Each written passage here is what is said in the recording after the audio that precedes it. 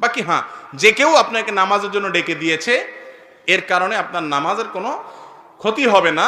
ডাইকা দিলে সেটা যে কেউ ডেকে দিয়েছে, তার ফলে আপনি নামাজ পড়লেন, কোনো অসুবিধা, নামাজ হয়ে যাবে, এর সাথে ওইটার সম্পর্ক নাই। আসল জায়গায় হাত না দিয়ে আপনি আসছেন নকল জায়গায় হাত দিতে, যে উনি ডেকে দিলে আমার নামাজ হবে কিনা, এটা কোনো কথা হলো? নামাজটা আপনি পড়ছেন, হয়ে যাবে ইনশাল্লাহ সঠিকভাবে পড়ে থাকলে, ওনার ডাকের কারণে কোনো পার্থক্য হবে না। তবে উনি আপনাকে কেন ডাকবে? আপনার মা বাপ, আপনার ভাই, আপনার বোন, আপনার দিনী সার্কেলে যে সমস্ত ছেলে বন্ধু আছে, তারা কোথায়? এগুলো সবগুলো শয়তানের বড় অস্ত্র। শুরু হয় জাস্ট ফ্রেন্ড, বেস্ট ফ্রেন্ড দিয়ে, ভালো ভালো, আমাদের মনে মতো খারাপ কিচ্ছু নেই, একদম খারাপ কিচ্ছু নেই।